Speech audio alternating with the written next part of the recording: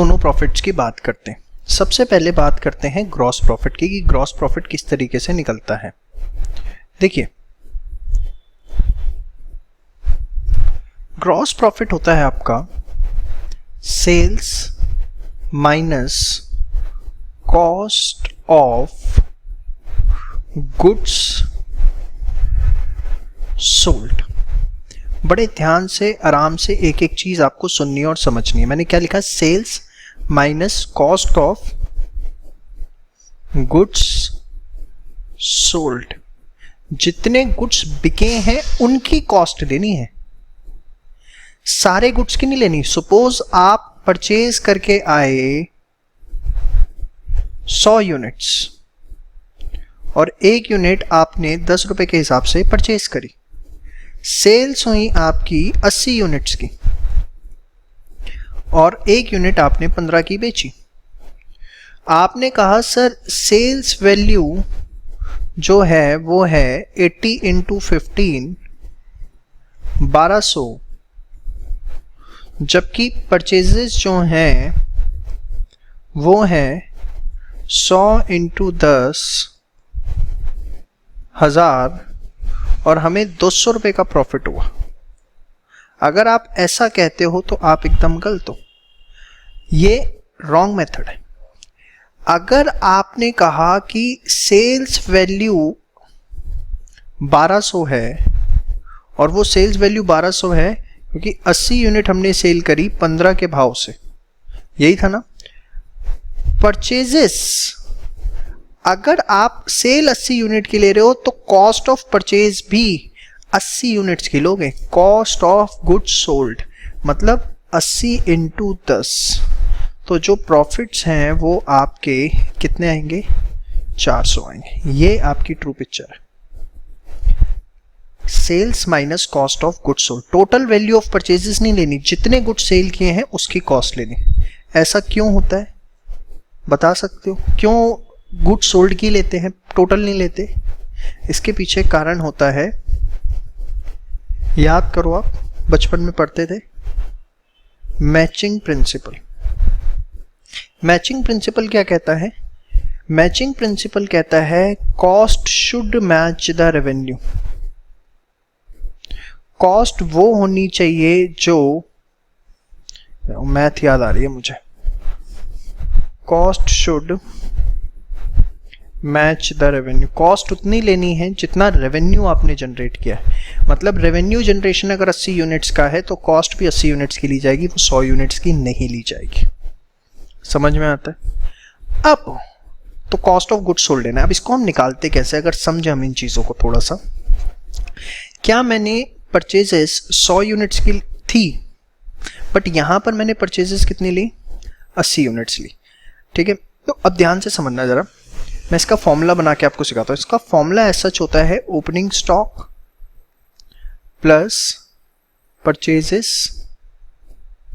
Minus closing stock plus direct expenses. अब ध्यान से समझिए एक एक चीज। डायरेक्ट एक्सपेंसेस के बारे में मैं सब बता चुका हूं। ये opening stock plus purchase minus closing stock क्या है? सपोज हमारे पास ऑलरेडी 20 यूनिट्स पड़ी हुई थी जो कि हमने 10 रुपए के हिसाब से एक यूनिट खरीदी थी। हमने परचेज करी से 100 units at the rate of 10 each. ठीक है, सेल्स हमने करी से 70 यूनिट्स, 70 बिक पाई। तो आपके पास 20 यूनिट थी, 100 आपने और खरीद ली, तो total goods available for sale, sold नहीं लिखा मैंने, अवेलेबल फॉर सेल, सेल करने के लिए आपके पास 20 यूनिट थी, 100 आपने और खरीदी, तो कितनी थी टोटल? 120 यूनिट। इस 120 यूनिट में से आपने एक्चुअली सोल्ड आउट, आपने कितनी यूनिट्स बेच दी? आपने बेच दी 70 यूनिट्स। तो अगर देखा जाए तो स्टॉक के अंदर अभी भी स्टॉक इन हैंड जो आपके पास पड़ा हुआ है वो कितने यूनिट्स का पड़ा हुआ है? 50 यूनिट्स का। कैन आई से दिस इज क्लोजिंग स्टॉक? हाँ या ना? पक्का? इन दोनों को मिलाकर क्या आया? Total goods available for sale, उसमें 70 बिक गए तो ये आ गया आपका स्टॉक इन हैंड। तो आप अगर समझें इस चीज को कि यहां पर मेरे पास क्लोजिंग स्टॉक आया 50 यूनिट्स का। अब मैं इसे दूसरे एंगल से देखूं, दूसरे एंगल से देखना जरा आप। 20 यूनिट थी, 100 और आई, 20 ओपनिंग स्टॉक था, परचेज करके 100 और आया यूनिट्स। ठीक है, अगर मैं वैल्यू की बात करूं, ये तो मैं यूनिट्स में लिख रहा हूं सारा का सारा कि 20 यूनिट थी, 100 आपने और परचेज करी। ठीक है, अगर मैं इसको वैल्यू की टर्म्स में देखता हूं, ओपनिंग स्टॉक 20 यूनिट थी, 10 के हिसाब से कितना हो गया? 200। परचेजेस 100 यूनिट, 10 के हिसाब से परचेज करी, कितना? 1000। ये तो यूनिट्स में चल रहा है, ये वैल्यू में चल रहा है। अब 120 यूनिट थी जिसमें से 50 अभी भी बची हुई है, तो सेल कितनी हुई भाई? 20 और 100 थी, 120, 50 अभी भी बची होंगी, तो बिकी कितनी होंगी? 70। तो अगर मैं इसको माइनस कर दूं यहां से क्लोजिंग स्टॉक माइनस कर दूं, यहां पर अगर मैं वैसे जाऊं 20 + 100 और क्लोजिंग स्टॉक कितना है? 50, तो यूनिट्स में बचा 70। क्लोजिंग स्टॉक अगर यहां वैल्यू में लूं 50 यूनिट्स हैं, एक यूनिट 10 की है, 500, 200 + 1000 - 500, तो कितनी वैल्यू का क्लोजिंग स्टॉक बचा हुआ है? 700 का। बात समझ में आ गई आपको मेरी? 700 रुपए की वैल्यू, 700 रुपए की वैल्यू का माल बचा नहीं हुआ, ये वो है जो सोल्ड आउट हुआ है। और ये वैसे भी निकल जाता है। हमारी यूनिट बिकी कितनी? 70 × 10। समझ में आया? तो मैं आपको ये बताना चाह रहा हूं कि हम ये जो opening stock plus purchases minus closing stock कर रहे हैं, इससे बेसिकली मेरा निकल क्या रहा है? Cost of goods sold. क्योंकि मुझे यहाँ पे कॉस्ट ऑफ गुड्स सोल्ड लेना है बिकॉज ऑफ मैचिंग प्रिंसिपल, तो इसलिए मैं जो गुड्स बिके हैं उसकी कॉस्ट लूंगा, जो कि क्वेश्चन में कैसे निकलेगी? ओपनिंग स्टॉक में परचेज की वैल्यू ऐड करनी है, क्लोजिंग स्टॉक की वैल्यू माइनस करनी है। और क्यों, क्या, कैसे, वो मैंने आपको सब बता दिया, प्लस डायरेक्ट एक्सपेंसेस। होपफुली आपको ये सारी बातें समझ में आई हैं। अब आप देखें, मैंने आपको बताया gross profit is sales minus cost of goods sold. अब मैं इसे शॉर्ट में कॉक्स लिखूंगा, जिसका मैंने फॉर्मूला बताया opening stock plus purchases minus closing stock plus direct expenses, यही बताया। अब इसको कितने तरीके से वो लिखेगा एग्जाम में, इसको हम नाम देते हैं एडजस्टेड परचेजेस। इसको एक नाम दिया जाता है, क्या? Adjusted purchases. तो कैन आई से cost of goods sold is adjusted purchases plus direct expense, adjusted purchases plus direct expenses cost of good sold, कह सकता हूं ये बात। Apart from that, opening stock plus purchases को, इसको हम बोलते हैं cost of goods available for sale. ये मैंने आपको पीछे डेरिवेशन में भी वर्ड यूज किया था, cost of goods available for sale. तो अगर मैं इसको cost of goods available for sale बोल रहा हूं, तो मेरा एक formula cost of goods sold का और बन गया, क्या? Cost of goods available for sale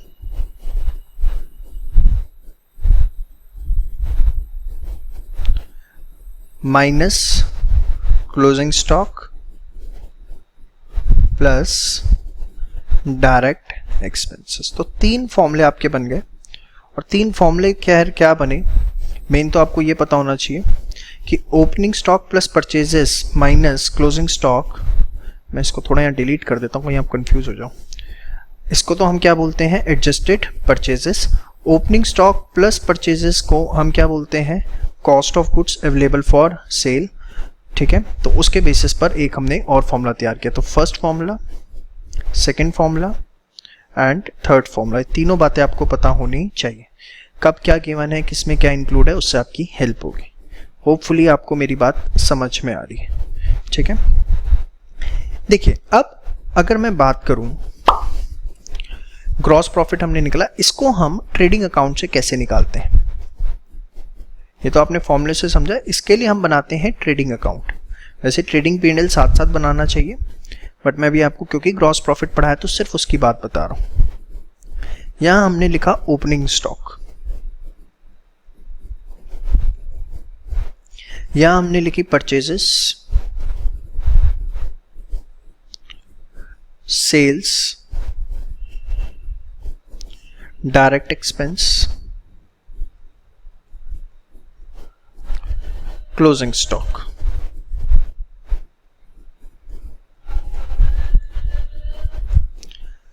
यहां आपका आ गया ग्रॉस प्रॉफिट। अब क्या, क्यों, कैसे, जरा समझिए।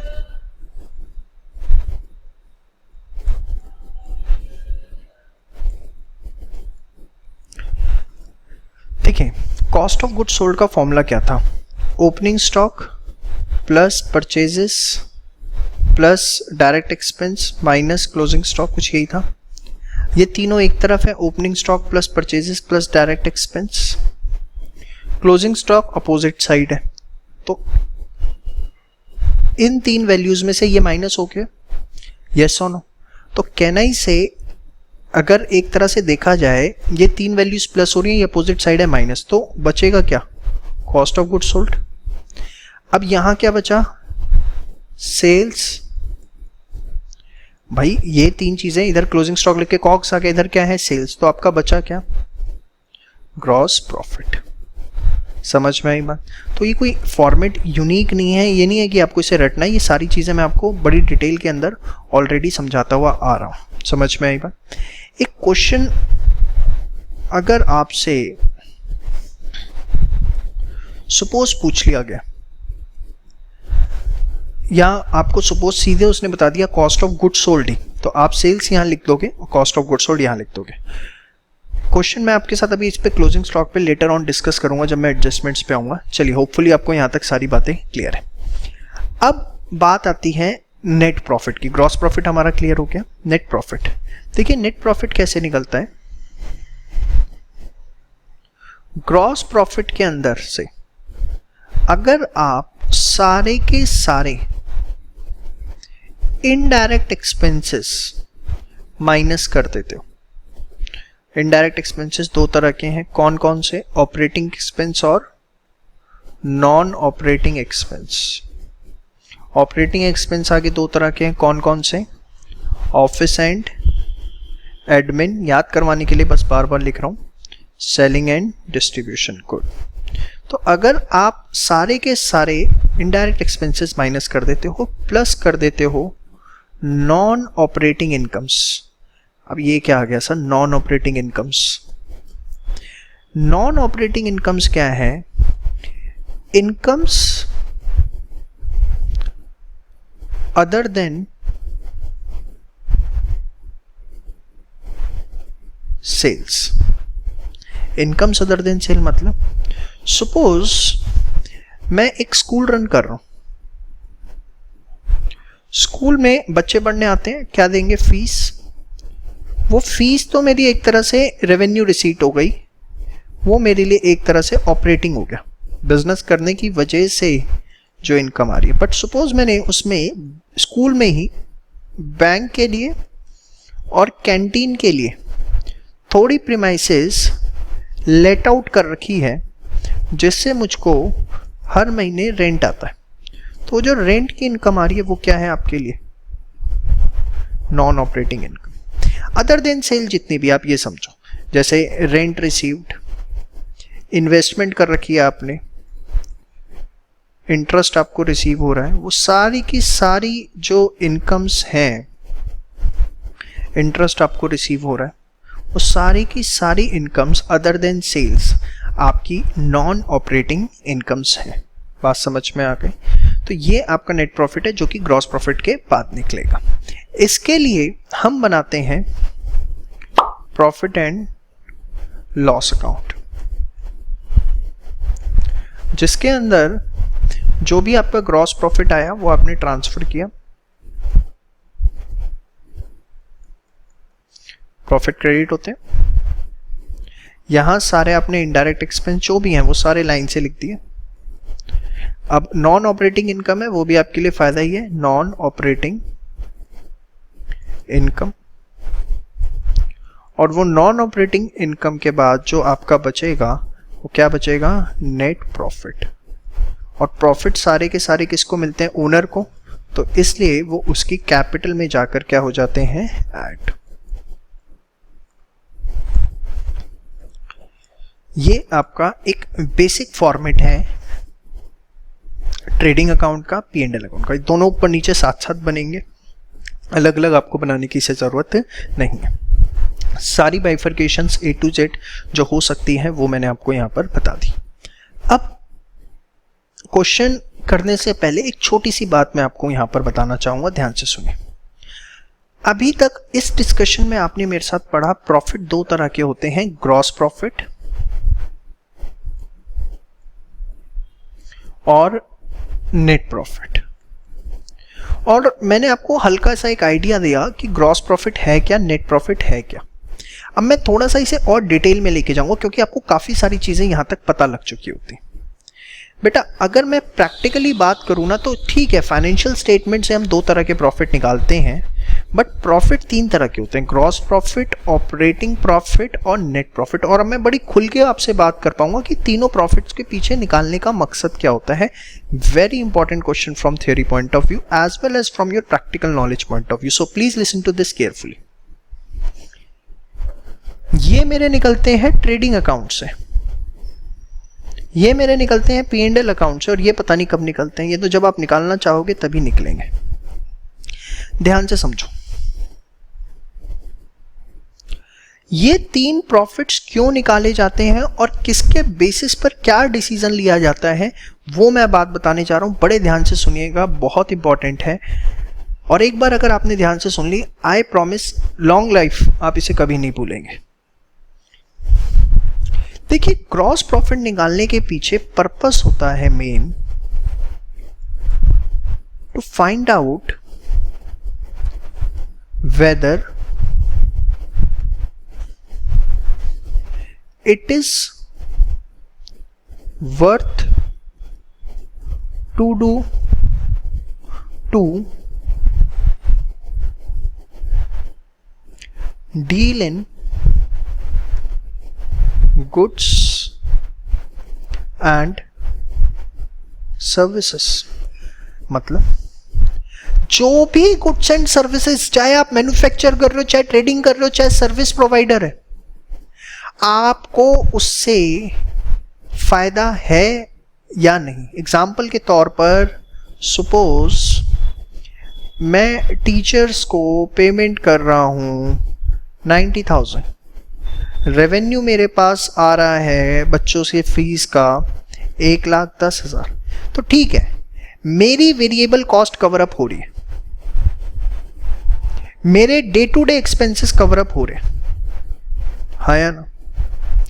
तो वर्थ तो है 20,000 का सरप्लस ही बच रहा। आप परचेज करके लाते हो गुड को 50,000 का और मार्केट में वो बिकता ही आपका से 45,000 का है, तो क्या वर्थ है?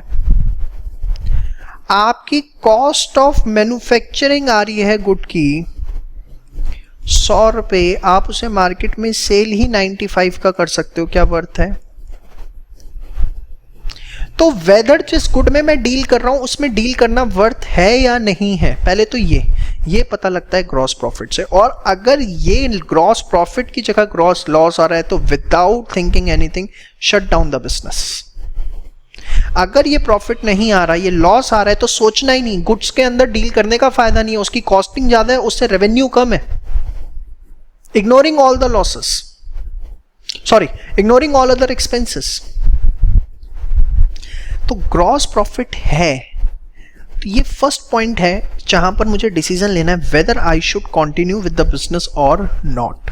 ग्रॉस लॉस है, without thinking anything, shut down the business, switch over the business, change the line of business, terminate the line of business. Can I write down? Gross profit specifies whether we should continue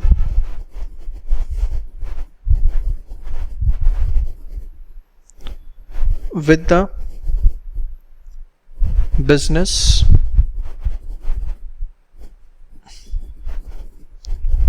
line or not. If it is gross loss or very low gross profit, then without any second thought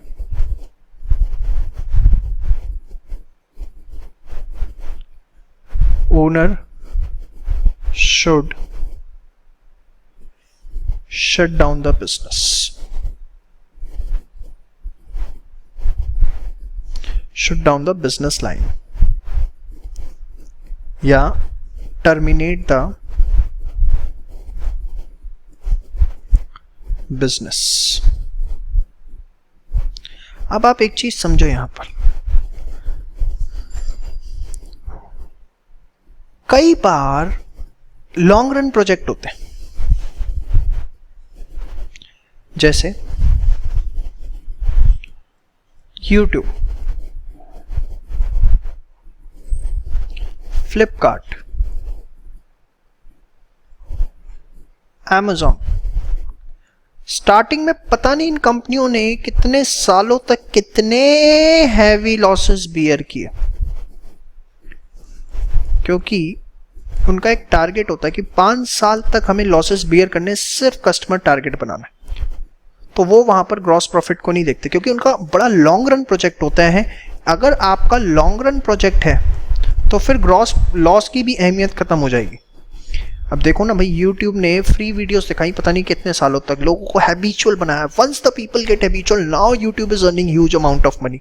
Flipkart, Amazon, Paytm, कितने cashbacks, कितने offers दिए कि एक बार लोग habitual बने फिर कमा लेंगे, फिर हैबिट बन जाएगी ना, आलस आ जाएगा, वो कहीं और नहीं जाएंगे, फिर हमारे पास ही आएंगे, फिर हम कमाएंगे। तो वो लॉन्ग रन प्रोजेक्ट्स है, तो इनिशियल ईयर्स में वहां पर ये ग्रॉस प्रॉफिट भी मैटर नहीं करता। ये सिर्फ नॉलेज के लिए, समझ में आई? ऑपरेटिंग प्रॉफिट ये क्या होता है? ध्यान से समझिए, ऑपरेटिंग प्रॉफिट के बारे में मैं आपको थोड़ा सा पहले बता दूं, अभी मैंने बताया नहीं है कुछ। ऑपरेटिंग प्रॉफिट जो कि आपके बेटा होते हैं gross profit minus operating expenses. Gross profit minus operating expenses, जो कि दो तरह के थे। कौन कौन से? Office and admin, selling and distribution, यही दो थे ना बेटा। तो आप देखो, इससे ये तो पता लग गया कि हाँ, लाइन जो हमने ली हुई है बिजनेस लाइन, उसकी वजह से प्रॉफिट है। बट सपोज आपके ऑफिस एक्सपेंसेस, ऑफिस का रेंट, इलेक्ट्रिसिटी, कमीशन बहुत ज्यादा है, और ऑपरेटिंग प्रॉफिट की जगह ऑपरेटिंग लॉस आ रहा है। मतलब आपका ग्रॉस प्रॉफिट तो आ रहा है 1 लाख, बट सपोज आपके ऑपरेटिंग एक्सपेंसेस जो हैं वो आपके हैं 1.5 लाख। मतलब आप गुड्स की वजह से तो कमा रहे हो, बट ऊपर से जो ये ऑफिस के खर्चे हैं ना, ऑफिस एंड के सेलिंग एक्सपेंस जो हैं, office and admin, selling and admin distribution, मतलब मैंने वैसे लिख दिया यहाँ पर,